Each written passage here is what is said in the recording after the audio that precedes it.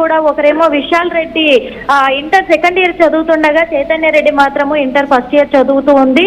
ఆ తర్వాత తను హస్బెండ్ అక్కడ నెల్లూరులో జాబ్ పర్పస్ లో కూడా అక్కడ ఉండడం బట్టి విజయశాంతి రెడ్డి అయితే ప్రస్తుతం వాళ్ళ అన్న కుటుంబంతో పాటు ఉంటున్నట్టుగా తెలుస్తుంది. బోడుప్పల్లో హరితహారం కాలనీకి చెందినటువంటి ఆ కాలనీలోనే వాళ్ళ అన్న కుటుంబంతో తను కలిసి ఉంటున్నట్టుగా తెలుస్తూ ఉంది. కానీ వీళ్ళకి ఎలాంటి ఆర్థిక సమస్యలు లేనప్పటికీ కూడా ఇద్దరు పిల్లలతో సహా అక్కడ రైలు పట్టాల పైన అలా విగత జీవులుగా పడి ఉండడం పట్ల కూడా విజయశాంతి రెడ్డి మరిది అలాగే వాళ్ళ అత్త ఇద్దరు కూడా కొన్ని అనుమానాలను మాత్రం వ్యక్తం చేస్తూ ఉన్నారు. ఎందుకంటే ఎప్పుడు కూడా వీళ్ళిద్దరికి భార్యాభర్తలు ఇద్దరికి కూడా మనస్పర్ధలు రాలేదు, అలాగని ఆర్థిక సమస్యలు లేవు, అలాగని గొడవలు లేవు.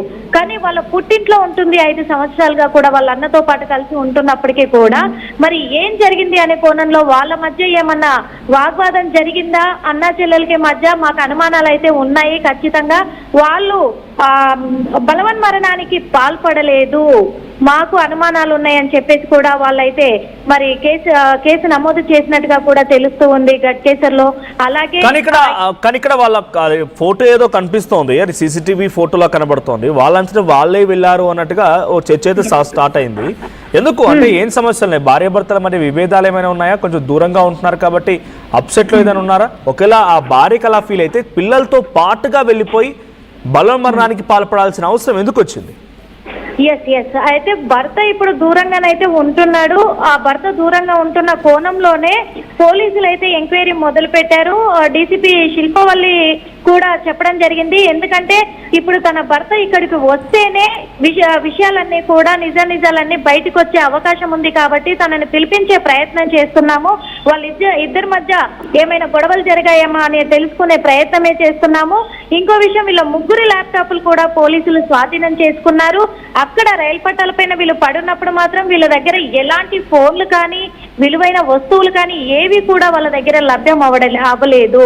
కాకపోతే వీళ్ళ పట్ల వీళ్ళ పుట్టింటి వాళ్ళతోనే ఏదైనా గొడవలు జరిగి ఉంటాయా అనే కోణంలో కూడా వాళ్ళు పరిశీలిస్తున్నామని చెప్తున్నారు. ఇంకొకటి, పోలీసులు తెలిపిన వివరాల ప్రకారము ఇక్కడ విజయశాంతి రెడ్డి బ్రదర్ కి కాల్ చేస్తూ ఉంటే కూడా ఫోన్ స్విచ్ ఆఫ్ లో పెట్టాడు, ఫోన్ కు అందుబాటులో లేడు అని కూడా పోలీసులు వెల్లడిస్తూ ఉన్నారు. మనోజ్, రైట్, వాళ్ళు ఫోన్లు పరిశీలించినప్పుడు కానీ లేకపోతే వాళ్ళ మూమెంట్స్ని గమనించినప్పుడు, ఎందుకంటే వాళ్ళు అన్న వాళ్ళతో ఉంటుంది విజయశాంతి రెడ్డి.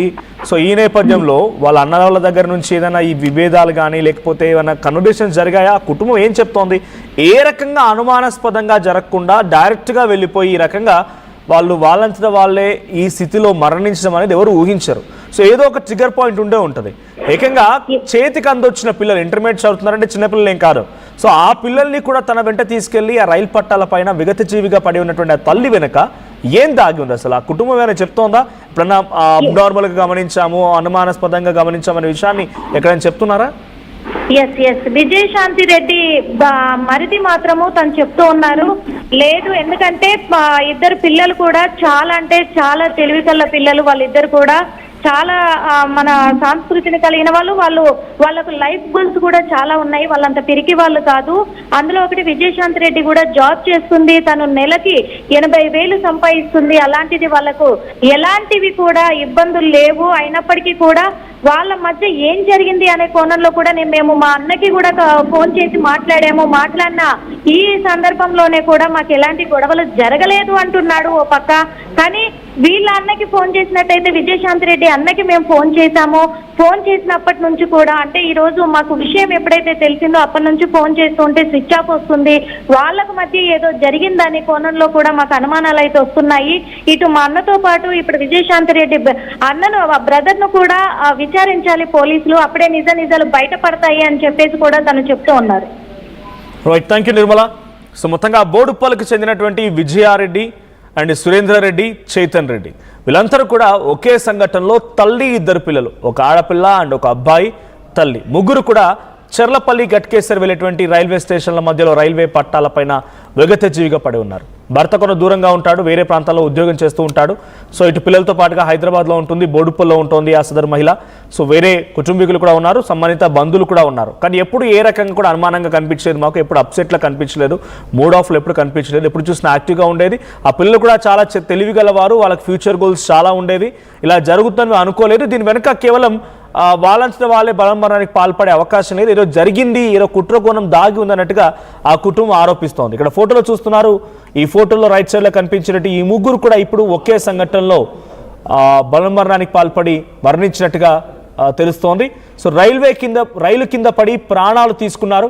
సో ఈ సంఘటనతో ఒకసారిగా కుటుంబంలో విషాదం నెలకొంది. అటు పోలీసులు కూడా కేసు నమోదు చేశారు. అటు భర్త వస్తే కానీ దీని విషయం పైన ఇంకా క్లారిటీ వచ్చేలేదు, అవకాశం లేదన్నట్టుగా పోలీసులు చెప్తున్నారు. విజువల్లో చూడొచ్చు, అదే ఇల్లు, ఆ ఇంటి దగ్గరే ఇప్పుడు వాళ్ళు ఉండేవారు. ఆ ఇంట్లో నుంచే ఇప్పుడు వెళ్ళిపోయి వారు బలమరణానికి పాల్పడ్డారు. సో అక్కడ ఫోటోలు చూస్తుంటే చాలా పెద్ద పిల్లలే, అంత ఈజీగా తల్లి చెప్పింది కదా అని చెప్పి వెంటనే తీసుకొని వెళ్ళిపోయి గతంలో చూసాం చాలా సంఘటనలే, తల్లి పిల్లల్ని హతమార్చింది, లేకుంటే పిల్లలతో కలిసి బలమరణానికి పాల్పడి చనిపోయిందని చెప్పి. అటువంటి సంఘటనలో చిన్న చిన్న పిల్లలు, ఫస్ట్ సెకండ్ క్లాస్ వాళ్ళు చూసాం. కానీ ఇక్కడ చాలా పెద్ద పిల్లలు, ఇంటర్మీడియట్ చదువుకునే పిల్లలు ఉన్నారు, వాళ్ళకి ఫుల్ నాలెడ్జ్ ఉంది, అవగాహన ఉంది. మరి ఏం జరిగి ఉంటుందో తెలియాలి. కుటుంబ కలహాల కారణంగా ఉన్నాయా, లేదంటే ఆర్థిక ఇబ్బందుల కారణంగా ఉన్నాయా, లేదంటే ఇంకేదైనా చెప్పరానిది బయటికి చెప్పలేక ఈ రకంగా ఇబ్బంది పడిపోయి ఒకే సంఘటనలో ముగ్గురు మరణించారనేది ఇప్పుడు ఒక బిగ్గెస్ట్ క్వశ్చన్గా ఉంది. చూద్దాం మరి ఏం జరుగుతుందో.